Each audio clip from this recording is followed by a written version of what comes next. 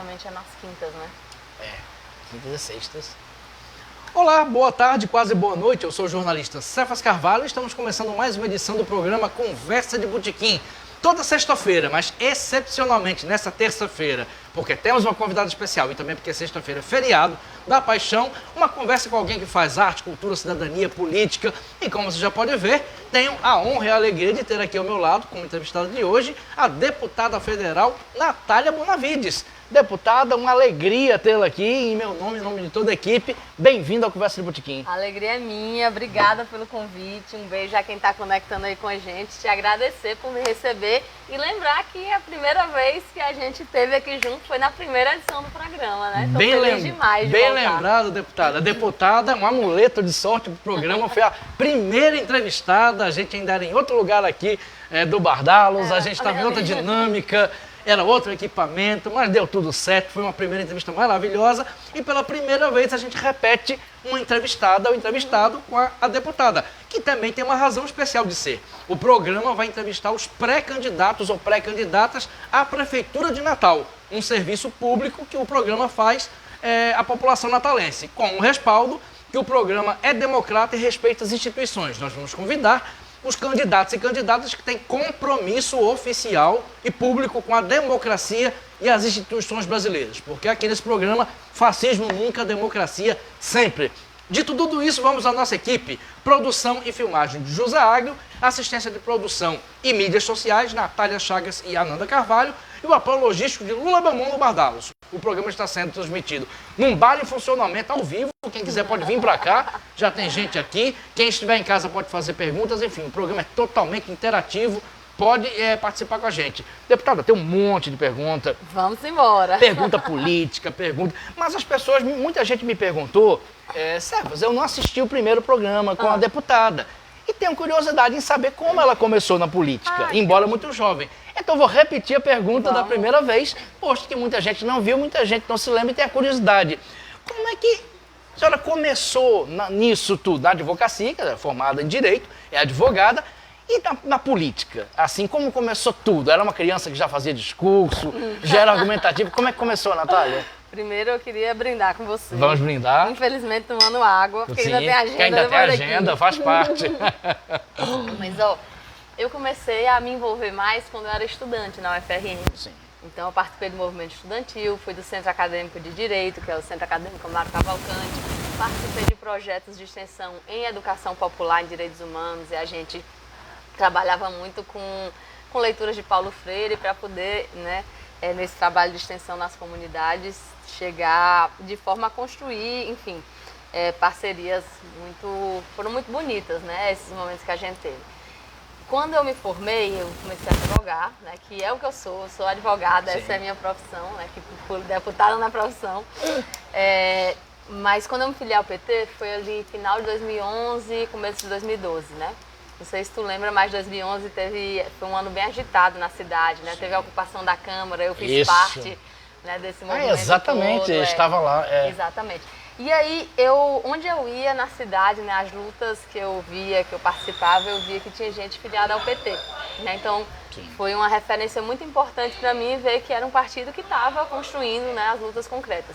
Quando eu me filiei, Cefas, eu não tinha pretensão nenhuma de ser candidata, de me candidatar. Eu lembro até que eu posterguei um pouquinho a filiação, que ficou depois do prazo lá da janela eleitoral, porque a minha ideia era construir o partido que eu acreditava e acredito, né, que é o que tem essa maior inserção na classe trabalhadora, que é o que tem feito, né, essa construção junto ao nosso povo. Mas aí a história e a vida nos trazem tarefas, né, que às vezes a gente não espera.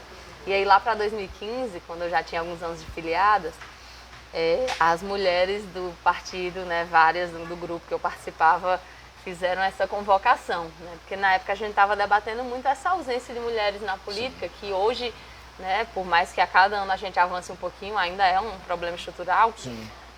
Mas até 2016 o PT nunca tinha conseguido eleger uma vereadora mulher. Verdade. Aqui em Natal.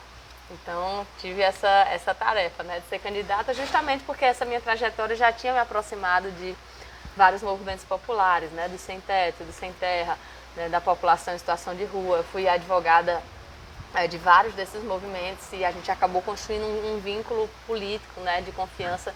Bom, então quando surgiu a ideia de lançar uma mulher jovem para a Câmara dos Vereadores, aí sobrou para mim. Eu falo assim brincando, mas é porque você vê, né, como a nossa vida muda de rumos, né, de uma forma que a gente nem espera. Eu tinha um escritório, eu estava, né, construindo e ali trabalhava como advogada, né? Sempre, desde o primeiro dia de carteira da OAB, né, como eu falei, é a minha profissão e eu gosto, né, dela. Então, fui ser candidata e aí deu certo, né? Eu tive a maior votação que o PT já teve para a Câmara de Vereadores aqui em Natal, né? 6.202 votos, e fui a primeira mulher petista a ocupar lá o espaço. E aí, vale ressaltar que as candidaturas de mulheres são muitas vezes subestimadas, né? Sim, Imagino verdade. de mulheres jovens que nunca tinham sido candidata, não era filha de nenhum político, né? Eu escutava isso, né, nas ruas quando eu estava pedindo voto. E você com essa idade é candidata, você é filha de quem? Inclusive, eu não sei se eu contei da outra vez, né? Mas quando eu fui eleita vereadora, a coisa que era mais buscada junto do meu nome no Google era filha de. Natália Bonavides, filha de. O pessoal querendo... É um machismo estrutural, né, Natália? E além disso, é pra gente ver essa cultura que tem aqui, né? De quando é jovem, deve ser porque tá, né, ligada a alguém. Mas foi um movimento muito bonito, na verdade, que setores da cidade fizeram, né? E aí, em 2018, a gente estava avaliando que a conjuntura... Em 2016 já estava tudo muito difícil, né? Sim. Foi o ano do golpe contra a presidenta Dilma. Em 2018 foi aquele ano também duríssimo, né, na nossa conjuntura. O assassinato de Marielle, a prisão de Lula, né, Bolsonaro se projetando ali como um candidato que estava se mostrando com chances reais de ganhar. E aí a gente avaliou, não, acho que onde tem que contribuir mais agora, onde pode contribuir mais agora é nessa conjuntura nacional, fazendo o link das pautas locais com isso. E aí também ouvi muita gente desacreditar, vai ser candidata para poder se reeleger vereadora na outra, né? Não é. E aí deu certo. Segunda mais votada. Foi a segunda mais votada do estado. Foi a mais votada já em algumas cidades, como Natal. Sim, exatamente. Né? No geral foi a segunda, o mais votado foi Benes Leocádio, que abraçou o bolsonarismo. Né? E aí, aqui em Natal foi a mais votada e a gente começou ali a fazer esse trabalho, né, no Congresso. Mas, deputada, foi uma surpresa a seleção 18? Eu lembro que... Assim, pra gente que estava construindo, não. Eu vou lhe confessar, nas conversas entre jornalistas tanto de esquerda como de direita, poucos apontavam a sua eleição. Muitos faziam a matemática do quociente eleitoral, que o PT só ia eleger um. E se elegesse um, seria Mineiro. Que até foi eleito você e Mineiro e teve aquele problema. Exatamente, Mineiro falou aqui nessa mesa, uma coisa horrorosa, que Beto Rosado acabou sendo eleito. Mas, de qualquer forma, seu nome não estava entre os favoritos. Mesmo com Lula preso e Bolsonaro sendo eleito presidente, você... Não foi uma surpresa, então? Era algo que vocês esperavam? Porque eu acho que quando a gente está de dentro, né, construindo, a gente vai entendendo até onde está chegando, né? E a própria avaliação política que foi feita na época de por que ser candidata a federal e não a estadual, foi uma avaliação muito consciente de que tinha uma conjuntura, que uma parte da sociedade queria um determinado perfil, que a gente não podia deixar um vácuo nesse perfil, senão ele ia para a direita, né? E você vai ver, Cefas, que muita gente vai fazer essas análises também esse ano. Né? Vão dizer que mais Carlos Eduardo é muito forte porque aquilo, mais Paulinho Freire tem apoio de X vereadores. E eu vou te dizer que, assim como em 16, assim como em 18, e 22 não, né? Porque não era possível. Depois de eu sair em primeiro em todas as pesquisas, praticamente, se alguém ainda não acreditasse. Mas algumas pessoas, mesmo do nosso campo, mesmo da esquerda, ainda fazem análises eleitorais conservadoras, sem levar em conta várias mudanças que aconteceram na sociedade, na dinâmica eleitoral, em como se dava, em como se dá hoje o voto da juventude, o voto das mulheres. Né? Deixa eu fazer só um parêntese, porque esse recorte é muito interessante. Sim. Eu fiz essa pergunta para Brisa Braque, vereadora, quando eu fui... Uma parte da esquerda não consegue entender como funciona a juventude e o eleitorado atualmente, Natália? Acho que temos sim esse problema, né? Não é que seja só da esquerda, mas eu acho que é natural que quando está tendo transições geracionais, algumas pessoas ainda façam avaliações a partir das suas experiências, do que viveram, né? Mas é fato que Se a gente for ver hoje, por exemplo, a importância do voto da juventude, a gente vai entender que uma candidatura como a nossa, né, que hoje sou pré-candidata à prefeitura, tem muito espaço para crescimento, né? Então, essa vai ser minha nova tarefa, né? Depois de ter sido candidata a vereadora, 2 vezes a deputada. Sim, em 2022 foi a deputada mais votada. Mais votada, né? Exatamente. Mas aí já, como a senhora falou, liderava as pesquisas. Exato. Aí o jornalista já sabia quem era. Já sabia. Mais votada em Natal também, de novo, ampliando a votação, né? Com uma diferença significativa para o segundo lugar. Então, assim, foi essa um pouco a trajetória, né? Estudante, advogada, filiei sem imaginar o que vinha. E a história, você começou falando que em 2011 você filiou ao PT, ou seja, foi 11 para pouquíssimo 12. Tempo. Né? Verdade, tudo aconteceu de uma forma meteórica. Fez 10 anos ainda agora, né? E já estou indo para a 4ª eleição. Exatamente. Vamos fazer uns recortes interessantes. Natália, você foi eleita deputada federal em 2018. Você pegou um congresso extremamente conservador com um governo de extrema-direita, fascista. Exatamente. Como é que foi ser deputada, assim, neófita, novata, naquele congresso, naquele clima? Era um clima horroroso, era um clima pesado. Era um clima horroroso. Como é que foi, Natália? Hoje, inclusive, eu não considero que no congresso as coisas estejam... Olá, pessoal, tudo bem? Para quem está assistindo, a gente está só cumprimentando quem está chegando. O bar está funcionando, como isso. você vai fazer isso. Mas então, hoje a gente também tem um congresso muito difícil, né? Mas a diferença é que hoje, embora o congresso esteja com esse perfil, até chegar em Brasília o clima é outro, certo? Era uma coisa extremamente hostil, né, no período Bolsonaro. Então foi muito desafiador porque não bastasse isso, né, ser deputada de oposição, nordestina, jovem, mulher. Sim. A gente teve aí no meio a pandemia. Né? Isso, exatamente. Então, foi até uma coisa que em 2020 muita gente achava que aquela era a hora de eu ser candidata à prefeitura. Sim. Né? E foi uma coisa que, por mais que eu soubesse que se eu fosse ia ter uma importância, mas que a gente avaliou que não tinha como, porque justamente eu estava sendo oposição ali a um governo criminoso, a um governo bandido, que tudo que a gente denunciava naquela época hoje está sendo comprovado, sim, né? Os processos estão começando a ser abertos. Várias das coisas que estão postas agora, denúncias, a gente tinha feito naquela época.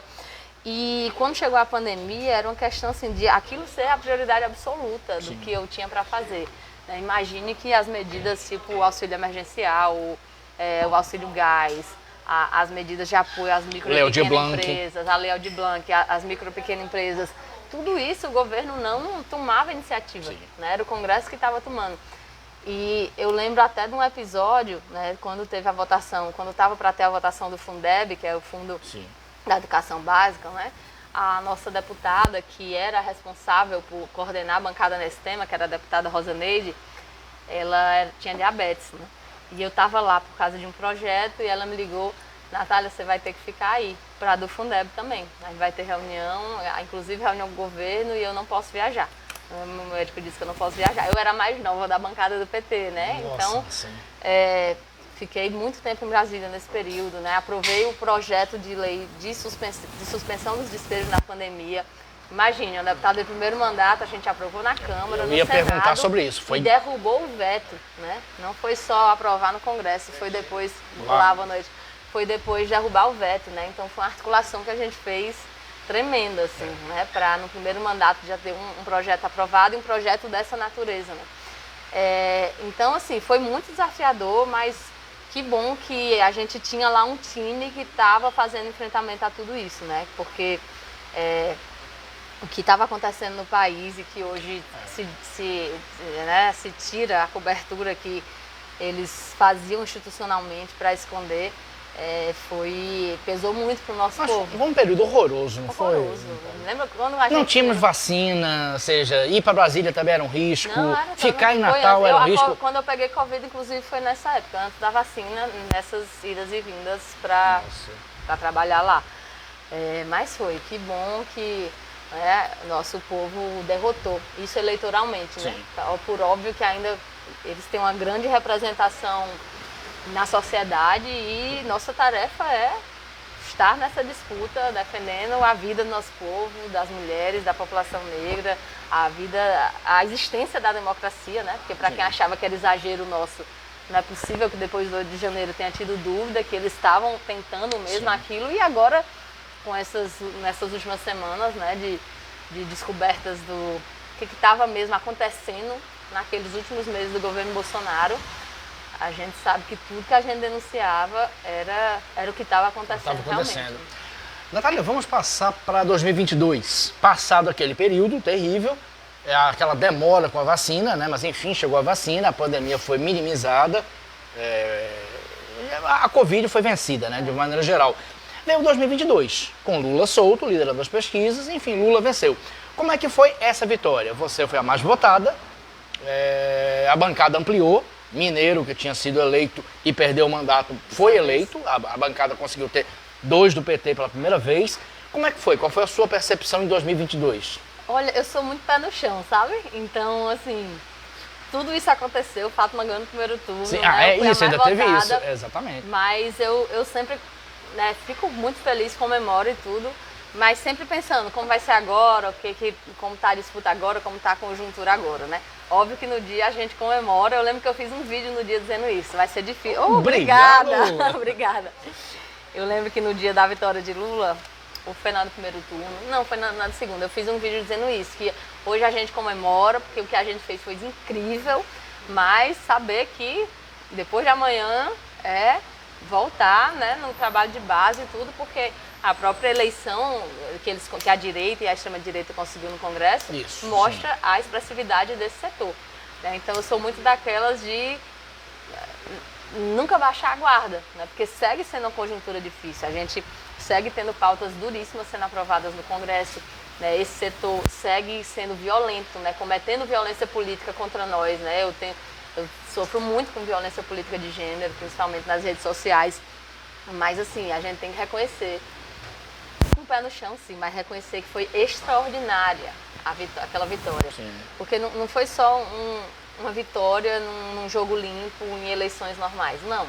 Hoje, cada dia mais, a gente tem ciência de tudo que estava sendo movido para que a gente perdesse aquela eleição, né? Eles não ganharam, a gente diz, a eleição foi apertada, foi muito apertada mesmo, mas assim, foi muito apertada também por ter se dado em condições do outro lado cometendo crimes. Sim, né? sim. O que foi feito, por exemplo, no orçamento, nunca antes, em nenhuma outra eleição, tinha podido um governo federal ficar inaugurando obras, ficar criando programas no meio da campanha. Sim. Nunca tinha tido a liberação de recursos que teve naquele período, o assédio moral, o assédio eleitoral que teve, e aqui mesmo, o prefeito Álvaro Dias, a gente recebe, que a gente recebeu de denúncia do assédio eleitoral que foi feito, né, o que teve com a PRF, de né, tentar bloquear as estradas, foi muita coisa, as fake news, né?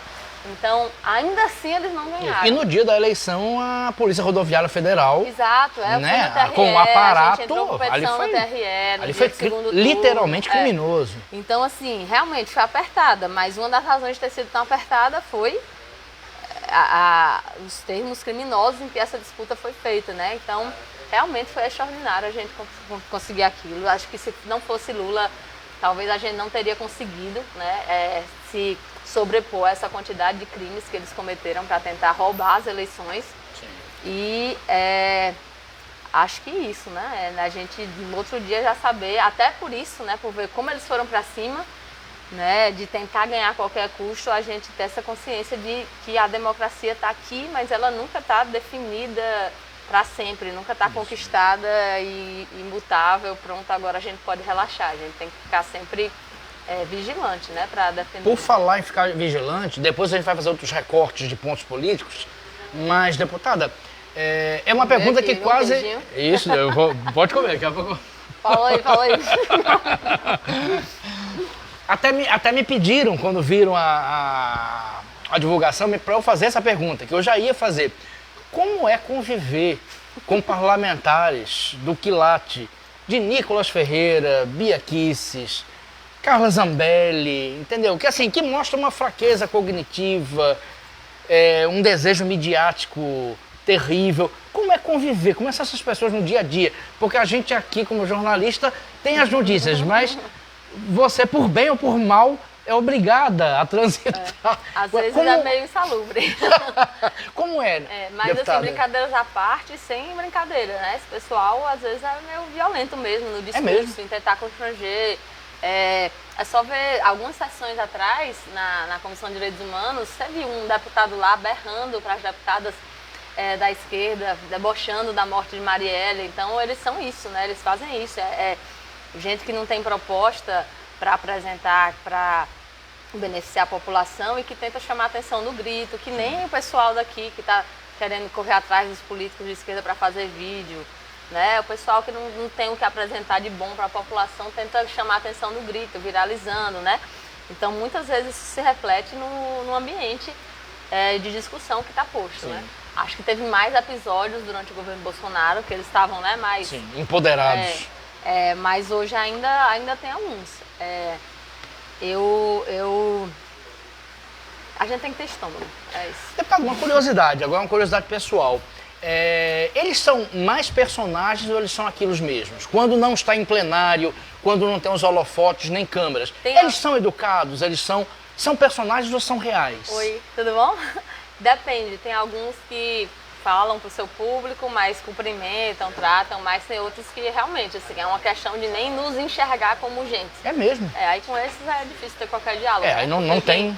Não tem um parâmetro mínimo de conversa, né? Fica difícil. Nossa. Tem que fazer essa triagem. Estamos aqui no programa Conversa Botequim. Por isso que eu treino o boxe chinês. Pra desestressar, calma. Você pensou o quê? Que era pra bater alguém? Mas se Nicolas ou Gustavo Gaia chegar... Não são doidos. Não são doidos. Estamos aqui no Conversa Botequim com a deputada federal e pré-candidata a prefeito de Natal, Natália Bonavides. Você pode fazer perguntas, pode interagir, pode vir assistir no Bardalo, já tem bastante gente aqui, bacana, enfim, o programa é 100% interativo. Deputada, tem um monte de perguntas para fazer, a gente vai voltar aos recortes, tem muita coisa interessante, mas vamos voltar para Natal, né? Como eu falei, o programa começou a partir da sua presença aqui, e entrevistar as pré-candidaturas, as pré-candidatas e candidatas à Prefeitura de Natal, as candidaturas que têm um compromisso com a democracia, que fique registrado. Como está sendo essa pré-campanha?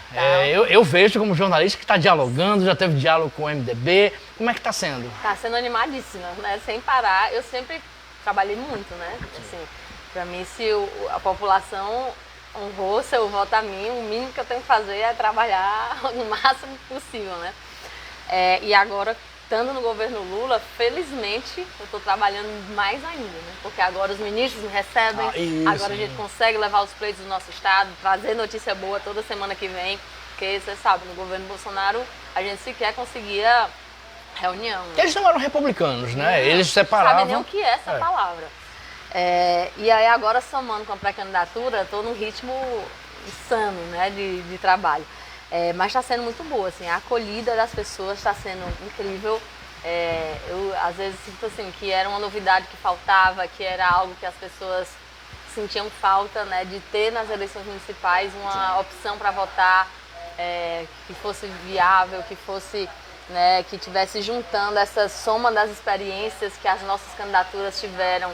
A gente teve candidaturas incríveis, né, o PT sempre apresentou um nome para Natal e o PT está muito unido, né? Estou muito feliz com isso também. O PT está muito unido em torno dessa candidatura, construindo junto.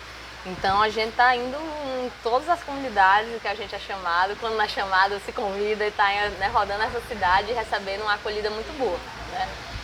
Os problemas que o nosso povo está vivendo, eles são desolador. Eu ia perguntar isso, quais são os problemas que a senhora está vendo em Natal? Eu vou te citar 3 principais temas que estão aparecendo, não importa em qual bairro, em qual região a gente vá. Um é o da saúde, né? Tá? É duríssimo, né? Um trabalhador, uma trabalhadora tendo que acordar de madrugada para ir pegar uma ficha para marcar o atendimento. Isso é uma falta de respeito, né? Isso é humilhante com a população. É pegar uma ficha, tem que ir pessoalmente de madrugada. O segundo tema que está aparecendo em todas as reuniões, é óbvio que é o do transporte. Sim. Que é crônico em Natal. É disfuncional, piorou muito, né? Um problema que desde Carlos Eduardo, de 2015 para cá, teve uma redução de quase 40% das linhas, né? Não foi algo só da pandemia. Já na gestão de Carlos Eduardo já tinha começado essa queda. E hoje é disfuncional do tipo alguém deixar de aceitar uma oportunidade de emprego porque termina de noite, a pessoa não vai ter como voltar para casa. Se for voltar de Uber todo dia, nem adianta, né? Não vale o salário que está proposto. E é tão disfuncional que hoje tem jovem na Zona Norte que, quando vai fazer a seleção para o IF, bota no IF ali central, que é aquele perto do Midway, porque é mais fácil ele chegar ali de ônibus do que ele se locomover dentro da Zona Norte de ônibus, né? Tem um IF lá na região que para ele é difícil de conseguir chegar. Então, assim, as pessoas estão perdendo o tempo de vida delas em fila para pegar a ficha na parada, esperando o ônibus, as paradas, né, pegando sol, pegando chuva, dentro do ônibus, como se fosse numa lata de sardinha. É como se, assim, essas últimas gestões não tivessem a menor empatia, né, de respeitar mesmo, de respeitar a vida dos trabalhadores e das trabalhadoras. E um terceiro tema que eu queria registrar, estou falando desses três porque, assim, todas as reuniões são os temas que as pessoas falam, creche, que a população fala. Da creche. Na gestão Carlos Eduardo começou essa prática do sorteio das crianças, né? E que Álvaro deu continuidade e aprofundou, né? Que é assim, não tem vaga, então vamos sortear as crianças, como se fosse um jogo de azar, para ver qual dessas crianças vai ter a vaga na creche. E esse sorteio é uma violação ao direito das crianças, porque veja, aquela era para ser o primeiro contato dela com a educação pública, né? O primeiro acesso dela à educação infantil, mas o impacto que isso está tendo também na vida das mães, é brutal. É brutal, porque a gente tem uma coisa que a gente luta quando trata da pauta das mulheres, é pela autonomia financeira, né? Para construir que as mulheres possam trabalhar, possam ter uma renda, até porque isso se conecta com tudo. É uma mulher que esteja em situação de violência doméstica, por exemplo, se ela não tiver uma opção de autonomia financeira, vai ser muito mais difícil ela sair daquela situação de violência, ela ter coragem de fazer a denúncia. E hoje, efetivamente, as mulheres natalenses que têm filhos pequenos e não têm dinheiro para pagar uma creche, que não tiveram a sorte de, né, nesse sorteio, ter sua criança sorteada, é isso, é deixar de trabalhar, é ver se uma sobrinha pode cuidar um dia e no outro dia como faz, aí falta trabalho, aí a creche até 11, nem trabalho de um turno dá para pegar. Então está sendo muito cruel, né, essa questão da falta de uma política de cuidado, né, na nossa cidade. E é um tema que a gente tem que debater cada vez mais, porque é uma função que tem sobrecarregado principalmente as mulheres. E que essas últimas gestões não estão olhando para isso e que está impactando, assim, todas as famílias mais pobres da nossa cidade. Então, por um lado, é muito sofrido, né? É muito indignante se deparar com isso, dá muita raiva, né? Como diria Paulo Freire, né? A justa raiva, que é aquela que faz a gente querer superar aquela situação, não ficar nela, mas pode ter certeza que isso me faz todo dia acordar pensando que a gente tem que ir para essa luta para ganhar mesmo, porque não é possível que essas pessoas que não estão nem aí para a classe trabalhadora continuem mais uma vez nesse espaço. Já tiveram suas oportunidades de tentar resolver e não resolveram porque nem querem resolver, tem outras prioridades e é por isso que a gente vai para a luta. Perfeito, então vamos falar mais sobre esse assunto. Está descendo aqui o santo do jornalista político, de querer fazer ilações e ver sinapses entre as coisas. Pode fazer. Deputada, entre os postulantes à prefeitura, ou seja, seus adversários ou pré-adversários, estão o ex-prefeito Carlos Eduardo, que estava do lado do PT como o candidato a senador, e também Rafael Mota, do PSB, que também foi candidato a senador. Inclusive, os jornalistas políticos avaliam que os dois terem sido candidatos juntos acabou beneficiando o Rogério Marinho. Não só os jornalistas políticos. Né? Todo mundo, né? Todo mundo. Por outro lado, também existem partidos que o PT tem uma ligação. O PCdoB, o PSOL. Eu pergunto, como é que a senhora está vendo o leque de pré-candidatos e o leque de alianças possíveis e o que pode acontecer em relação a alianças ou não alianças nos próximos meses? Olha, eu estou muito animada com a construção que a gente está fazendo, né? Eu acho que todos os partidos com quem a gente achou que era possível dialogar, não só está tendo diálogo, como são diálogos que estão se encaminhando para uma composição em conjunto, né?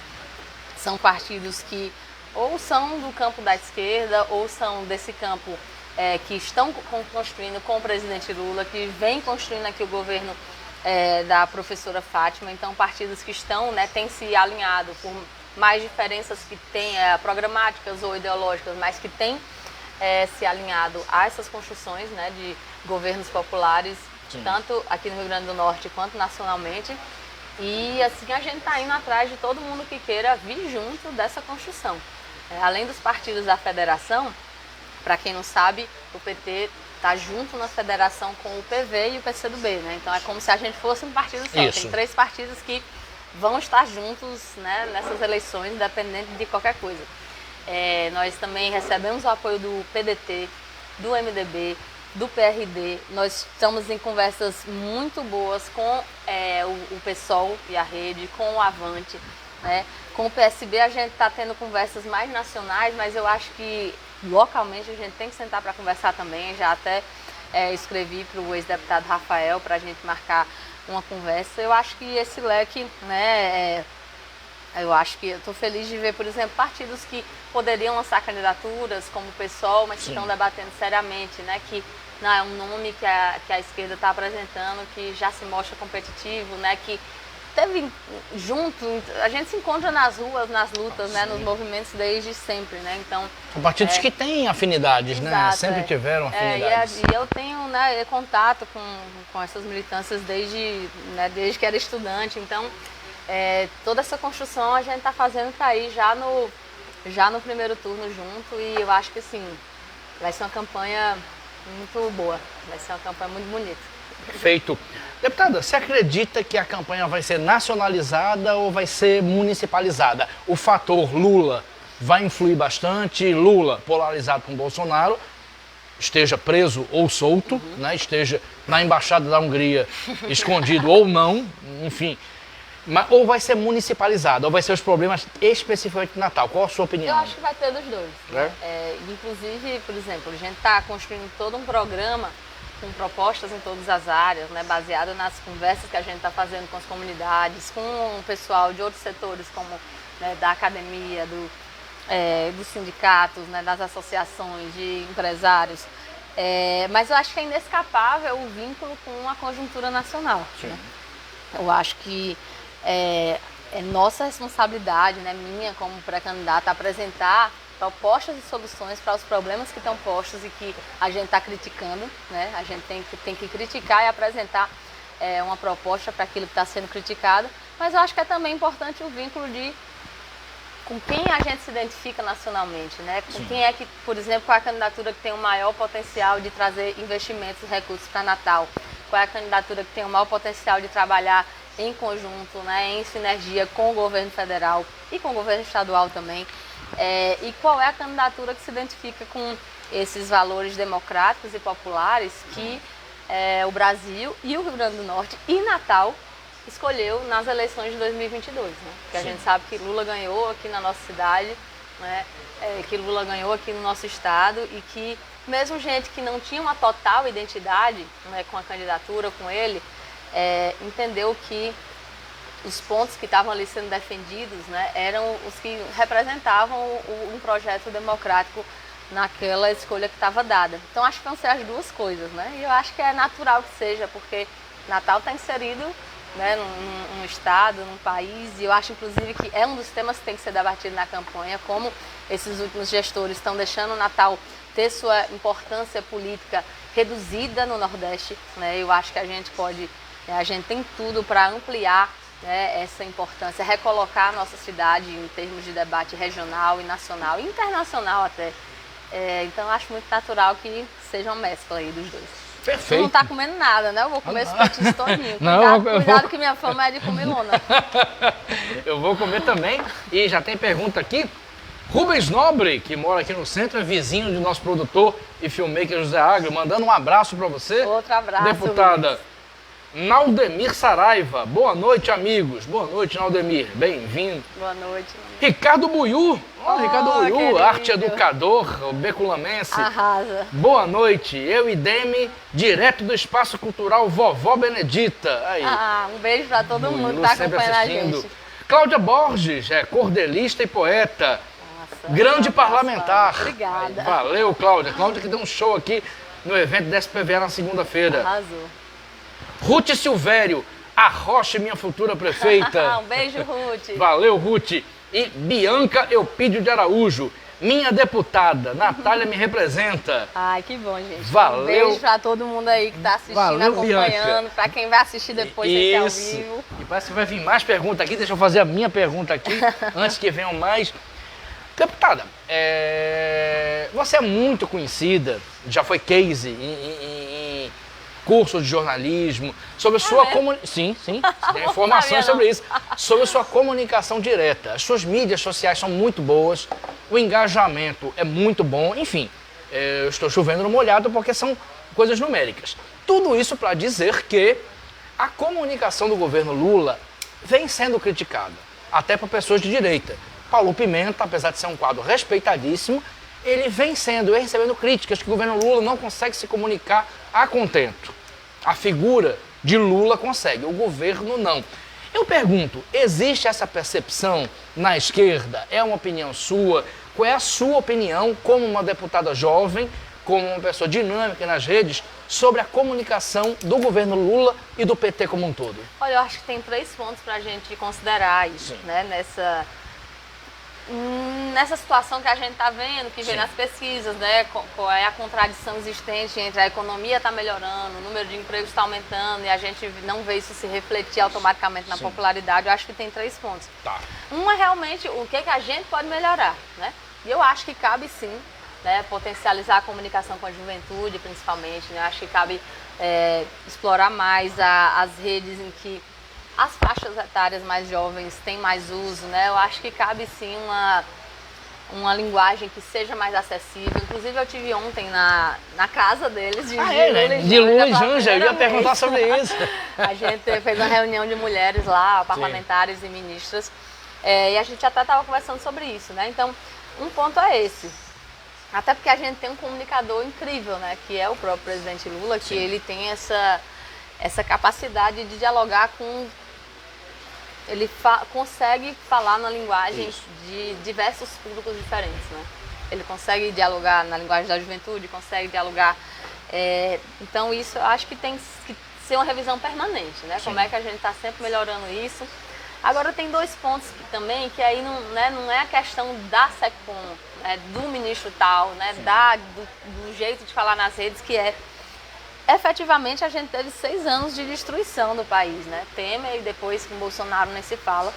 A gente teve a destruição de várias políticas públicas e a partir do ano passado a gente começou a ter o anúncio do retorno dessas políticas, né? Óbvio que não um retorno na repetição automática, né? Que a gente não quer simplesmente uma reprodução do que fez no passado, né? A gente já tem a possibilidade de avaliar o que aconteceu e lançar programas melhores, corrigindo o que se avaliou negativo de antes. Só que isso não vai ter impacto na população da noite pro dia. Isso. Então, assim, anunciar X institutos federais novos, eles não estão inaugurados ainda, né? Anunciar o Minha Casa Minha Vida, o novo Minha Casa Minha Vida, isso não tá, as casas não estão aí ainda, né? Então, eu acho que tem uma questão prática, objetiva, que foram anos muito ruins. Sim. E que não vão ser resolvidos, né? Os problemas que foram herdados, eles não vão ser resolvidos do dia para a noite, né? Lula falou ontem que assim, a gente tá plantando, né? Passamos um ano plantando e a gente vai começar a colher ainda, né? Sim. Então eu acho que o efeito das políticas públicas que foram resgatadas, que foram relançadas, o efeito disso na vida do povo ainda não é sentido. E a economia melhorar, a inflação ser controlada, isso né, a gente considera até nossa obrigação, né? Nossa tarefa é essa, né? É isso que tem que ser feito para as pessoas pararem de sentir a vida piorando, né? Normalizar, né, minimamente essa questão dos preços dos alimentos e tudo. Mas assim, a retomada dos programas realmente, né, ainda vamos ter essa colheita. E o terceiro que a gente não pode menosprezar é a questão de como a extrema-direita hoje utiliza dos meios de comunicação, redes sociais, meios de comunicação, mídias alternativas, e de forma criminosa. Sim. De forma criminosa e com um alcance que a gente não vai ter igual e nem quer ter igual nesse sentido de cometer crime, né? Não vai fazer isso. Mas, por exemplo, prenderam os suspeitos de ter mandado matar Marielle. E no outro dia tinha uma montagem, que era uma foto de Lula com um dos caras lá, e uma foto fake.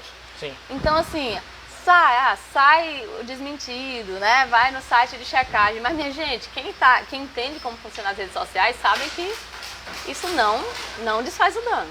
E eu falo como quem já foi candidata e teve mentira postada sobre mim e que não adianta a justiça retirar um dia depois já chegou em milhões de pessoas e o desmentido não vai chegar. Esse é um desafio que eu não tenho resposta ainda de como a gente vai, ao longo do tempo, desfazer, né? O TSE, né, a Justiça Eleitoral, até no Congresso está sendo debatido, né? A Justiça Eleitoral está realmente implementando medidas novas para tentar ter uma resposta mais pronta, né, para isso, mas o fato é que, assim, vamos fazer um crime novo de fake news. Gente, quem está fazendo isso já está cometendo crime, né? Então, dizer que uma lei que torne crime já é crime, né? E essas pessoas que fazem isso são criminosas, estão dispostas a cometer crime. Então, esse é o grande nó. Eu estou dizendo que o nosso problema... Obrigado. Eu estou dizendo que o nosso problema é só esse, né? Que não tem problema na comunicação do governo, que o problema... Não, óbvio que não. Mas eu estou dizendo que são elementos distintos, que cada um requer medidas distintas e que nas fake news é algo que as democracias do mundo ainda estão buscando solução de como lidar, né? Porque a gente está tratando com gente que é criminosa, que tem acesso a financiamentos enormes, que a gente sabe que ser detentor de meio de comunicação está totalmente linkado com o poder econômico, né? Sim. Então, quem hoje consegue repercutir é quem tem grande poder econômico, e é o que está sendo feito hoje. Então, acho que esses três fatores, né? Tem coisas dignas de crítica, sim, que tem que ser permanentemente avaliadas e reajustadas. Tem a questão fática, que não adianta a comunicação mudar, porque a vida real ainda está em um ritmo que não é o ritmo dos likes das redes sociais, as coisas estão acontecendo, né? Estão se consolidando. E a outra é como, inclusive esse ano, nas eleições, como a gente vai lidar com essa bandidagem, né, que é feita através das redes sociais pela extrema-direita. Perfeito, resposta extremamente lúcida. Adorei. É que é uma área muito que eu realmente estudo. Sim, assim, a gente percebe, a sua comunicação nas redes sociais é muito boa. Assim, minha dissertação de mestrado foi sobre comunicação de direito, eu fui da CPMI, das fake news, então é um tema que eu acho que não tem como a gente seguir sem lidar e enfrentar. Isso, e é amplo, né, deputada? Assim, importa pra tudo, vacina, o que está acontecendo? Vacina de dengue e as pessoas sem querer se vacinar. Exatamente. Por uma doença que está matando. Que é um problema de comunicação, basicamente. Porque antes não existia isso. Então... Existe até aquele debate, não vou nem me estender sobre isso, sobre se a estratégia de André Janones é a adequada para a esquerda ou não. Eu já passei horas ouvindo debate sobre isso. Não, mas tem limitações, assim, limitações para além do que a gente poderia fazer diferente, limitações materiais, é isso. Esse pessoal tem acesso a poderes econômicos para financiar esse tipo de coisa que não é questão de estratégia, é questão de dinheiro. De dinheiro. E a questão de eu não estou disposta a aderir a um método político de cometer crime. Sim, exatamente. E esse pessoal tá. Né? E isso vai ser sempre desigual. A gente tem que ver como fazer eles não cometerem crime, não como se igualar a eles nesses métodos. Perfeito. Até porque alguns dos crimes estão sendo devidamente investigados e punidos. Eu sou o contrário das pessoas, eu tenho que tirar o óculos para ler, deputada. Tinha mais perguntas aqui na outra página. Geraldinho Carvalho, direto de Brasília. Nossa futura prefeita, daqui de Brasília, na torcida por você. Nossa, olha aí, valeu, Geraldinho. Beijão pra você. Jeane Ferreira. A zona norte de Natal está extremamente abandonada. O transporte de Natal está um desastre. Uma vergonha desproporcional não ter escola para as crianças. Isso tudo é vergonhoso. Olha o desabafo aqui da Jeane Ferreira. Ademir de Gonzaga, eu acho que é Ademir, né? Boa noite, estamos com você, futura prefeita. Beijo, programa show. Um beijo. Acho que é Ademir mesmo, valeu, Ademir. Aí, vamos lá, Tomás Sena, ex-presidente da Câmara de Macaíba. Parabéns pela entrevista. Um grande abraço para vocês. Valeu, Tomás Sena. Laura Nunes, enfermeira. Boa noite, Natália e Cefas. Natália, na luta do piso, viu? Pronto. Será que é isso que ela vai perguntar? Sendo você uma pré-candidata a prefeita de Natal, qual o seu olhar para os trabalhadores da saúde que foram duramente massacrados na gestão do prefeito do caos? Fomos sistematicamente atacados nos nossos direitos, na retirada dos nossos direitos. E Laura Nunes é do Sind Saúde, pergunta dela Deixar um sobre abraço, isso. ó, quando tu disse que ela era enfermeira, eu já falei, estamos juntos na luta do piso, né? Porque foi uma luta que nós acompanhamos desde seus trâmites lá no Congresso, né? Inclusive, Cefas, acho que foi um dos momentos mais emocionantes que eu já passei no plenário, foi a aprovação do piso. Sim. Porque a categoria se mobilizou mesmo, né? Não teria havido essa aprovação se não fossem as enfermeiras, os enfermeiros, as técnicas e os técnicos nessa luta, exigindo aquilo que é o mínimo, né? Que é o respeito a essa categoria que, inclusive, nessa conjuntura que a gente passou da pandemia, literalmente arriscou sua vida, né? Para estar junto do nosso povo. Então, aqui a gente tem essa situação desafiadora de um prefeito que não trata sequer as categorias, né, do serviço público municipal como categorias dignas de diálogo.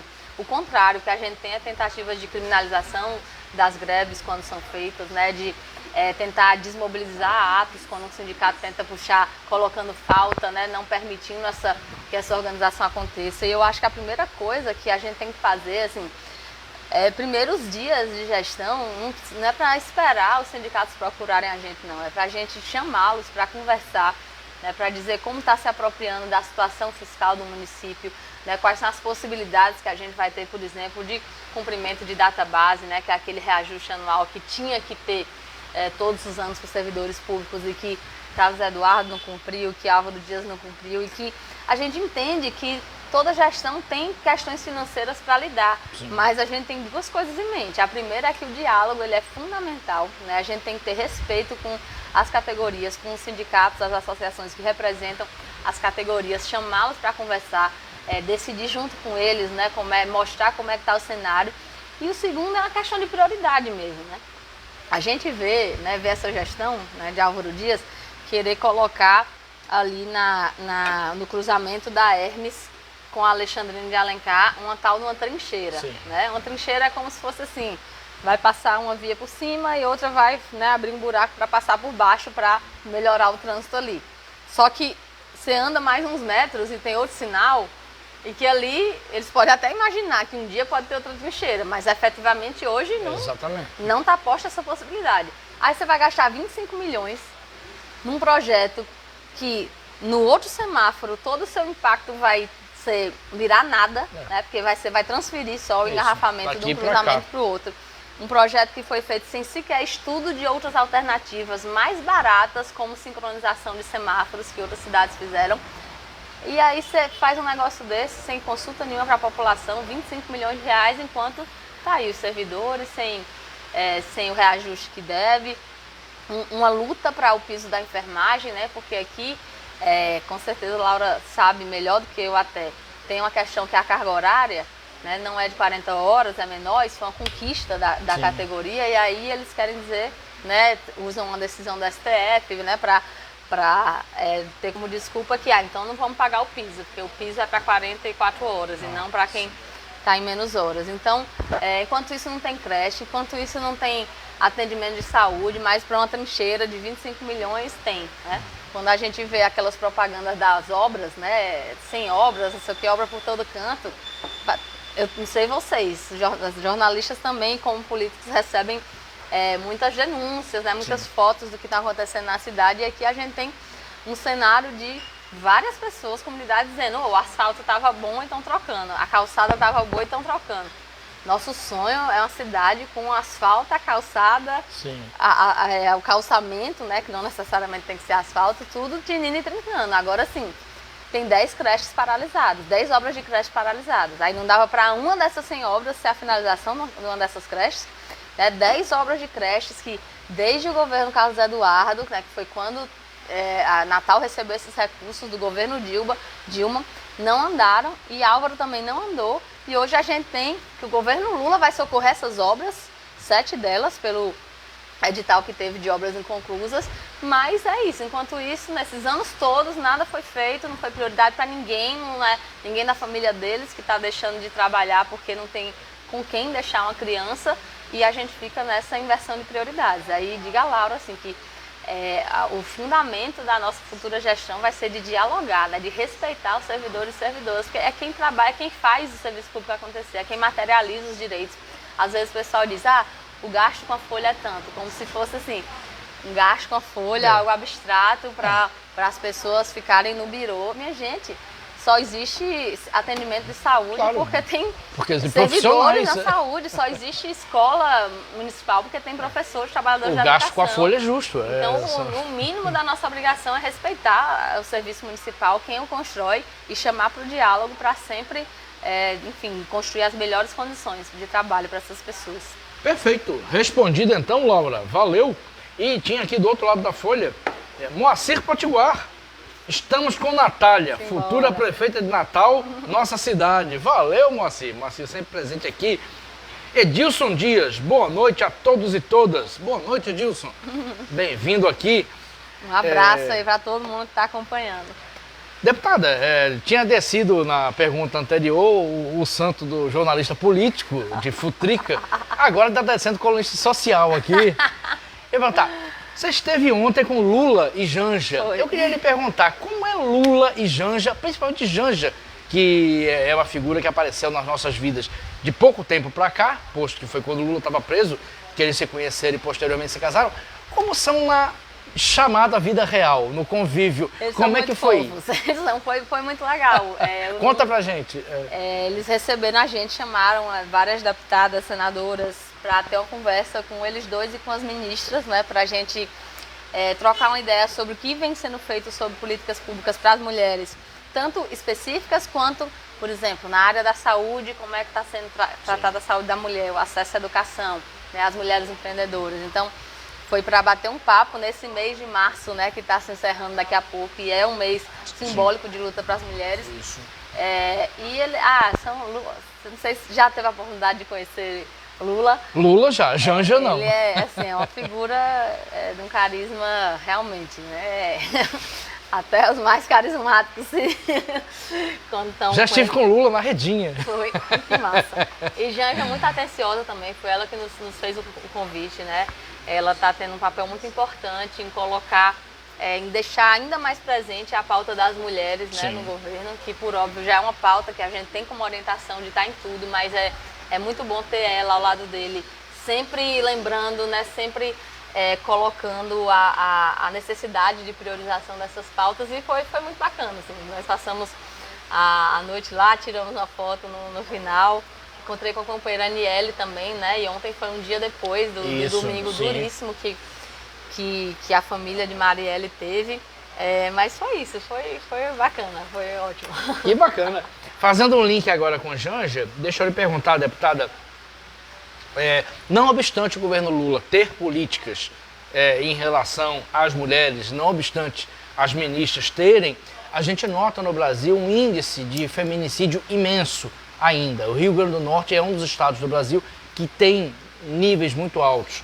Como é que a deputada vê essa questão? Como se pode diminuir isso? O que é que pode ser feito culturalmente, criminalmente, até como advogada? Qual é a sua visão macro sobre esse problema horroroso, sobre essa tragédia, que é os altos índices de feminicídio no Brasil e no Rio Grande do Norte? Ainda bem que você usou isso de visão macro, porque é um problema que ele só pode ser enfrentado de forma interdisciplinar, de forma macro, porque assim, às vezes tem muito projeto de lei lá na Câmara para aumentar a pena tal, coisar a pena tal. Gente, o que eu quero é que eu não precise. Isso, porque aí é depois, né? É depois do crime. Exatamente, que a gente não precise, que a gente diminua esses índices e passa, na verdade, por a gente enfrentar essa questão de que o machismo, né, o patriarcado, eles são estruturais.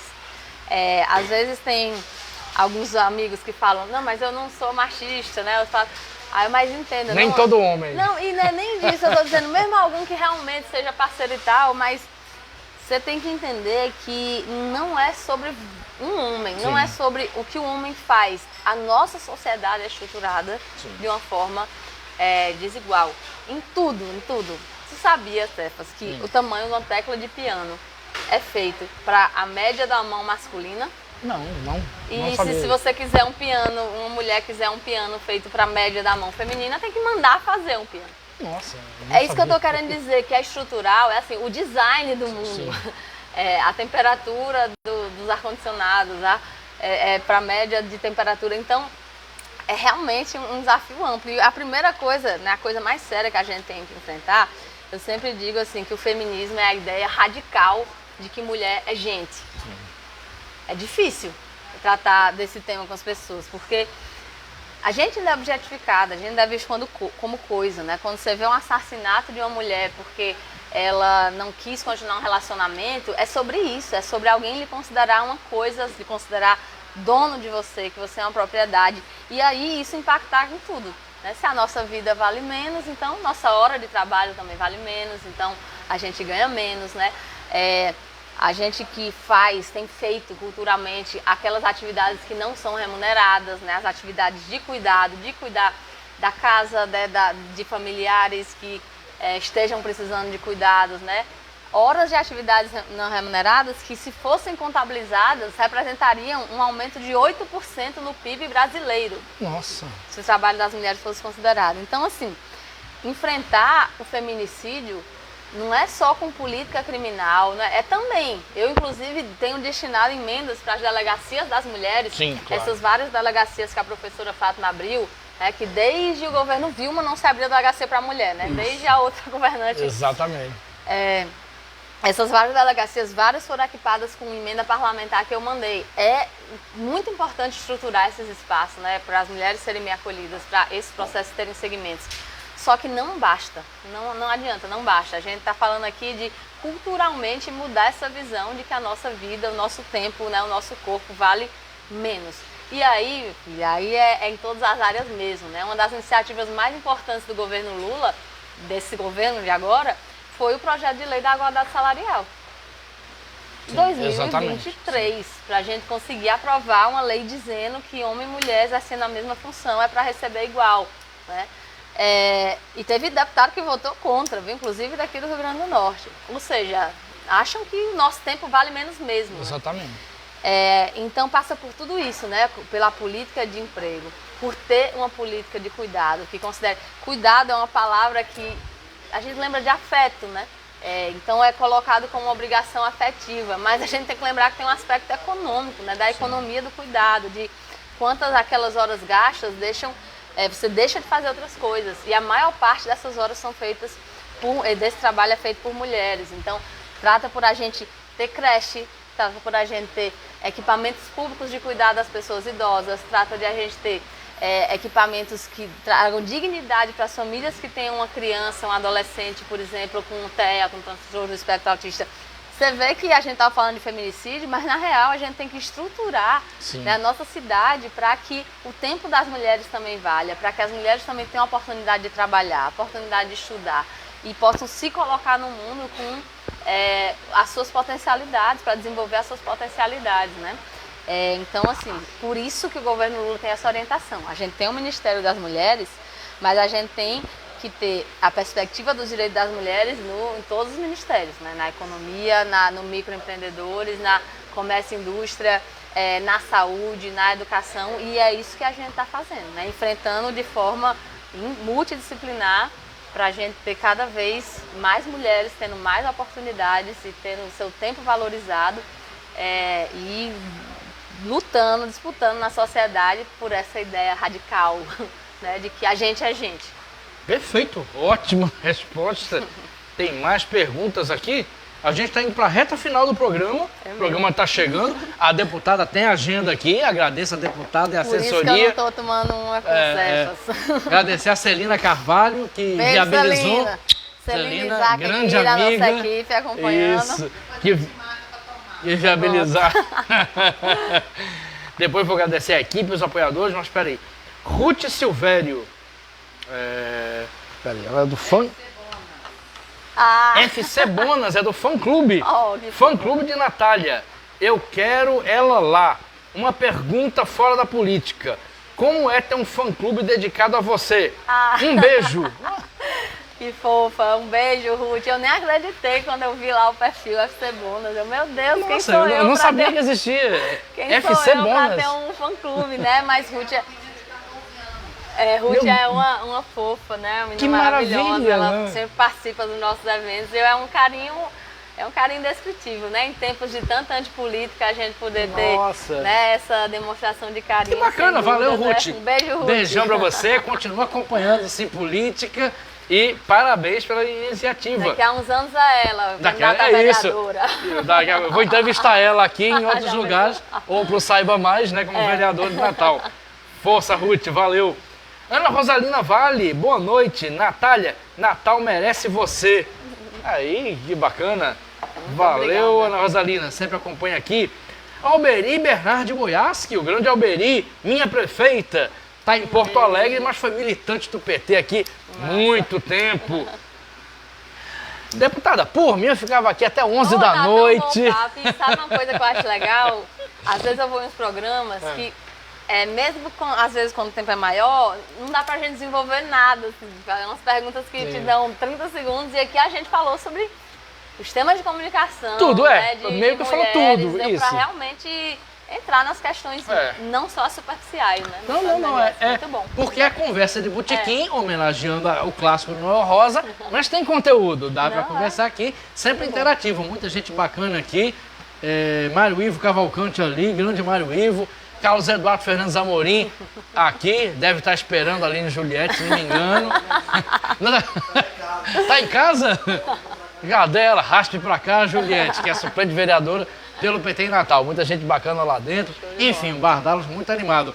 Deixa eu agradecer essa equipe maravilhosa. José Agro na produção e filmagem. Natália Chagas na assistência de produção. Sou Xará. Junto com a Nanda Carvalho, que está em missão externa e não pôde vir. Apoio logístico de Lula Belmont, aqui no Bardalos Clube de Arte. E Xará do presidente, muito bem. E nós temos apoio de Anoreg, Adurne Sindicato, Simmed, Sindipetro, IP Editora e Cachaçaria Morim. Por falar em Cachaçaria Morim mandou para você um mimo, uma cachaça Maribondo. Poxa vida. Obrigada em barril mesmo. de Umburana. Obrigada mesmo. Olha aí, dá o foco aí, produção. Você sabia que é uma das minhas bebidas favoritas, né? Cachaça? Cachaça?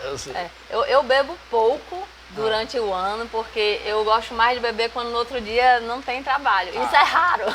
Né? Mesmo sábado, domingo, às vezes tem coisa, mas eu gosto mais de destilados, né? Isso, se eu estivesse bebendo com você, eu já ia abrir aqui. Perfeito. E a Oia Editora, através do editor Tiago Medeiros, homônimo do Tiago Medeiros daqui de Natal, Tiago Medeiros, mandou para a deputada a coletânea Tiro de Letra 2, uma coletânea de contos, contos literários de autores nordestinos. Muito bom. Uma cortesia da Oia Editora, na presença de Tiago Medeiros, de Pernambuco. Grande abraço para ele. Já vi aqui, ó, um dos autores, Cefas Carvalho. Cefas Carvalho, isso. Tem outros potiguares aí também. Foca aí, produção. Theo Alves. Tô dando trabalho, né? Um grande abraço para Tiago Medeiros lá em Caruaru e um grande abraço para Tiago Medeiros aqui no Rio Grande do Norte, que é um dos maiores poetas daqui do estado. Presentões, adorei. Oba, deputada, agradecer, muito obrigado por ter vindo. Ótimo. Sei da sua agenda difícil. Uma salva de palmas para a deputada. Para vocês, a produção do Conversa de Botequim, obrigada mesmo. Agradecer a produção, agradecer novamente Celina Carvalho, obrigado pelo carinho, pela luta toda, deputada. Sucesso em suas empreitadas. Vou assistir quando você for entrevistar os outros pré-candidatos, vou assistir. Opa, sim! E no futuro eu vou entrevistar a Ruth quando ela for vereadora de Natal. E eu espero que você me entreviste prefeita um dia. Eu espero também, espero que seja uma das primeiras entrevistas aqui. Isso, fica aqui as torcidas. A todo mundo que assistiu, a todos e todas. Lembrando, fazer aquele velho lembrete, o programa fica no Facebook, é só ir lá. Facebook Cefas Carvalho e depois vai para o YouTube. Grande abraço e até o próximo Beijo, Conversa de Botequim. Obrigada pela audiência. Embora.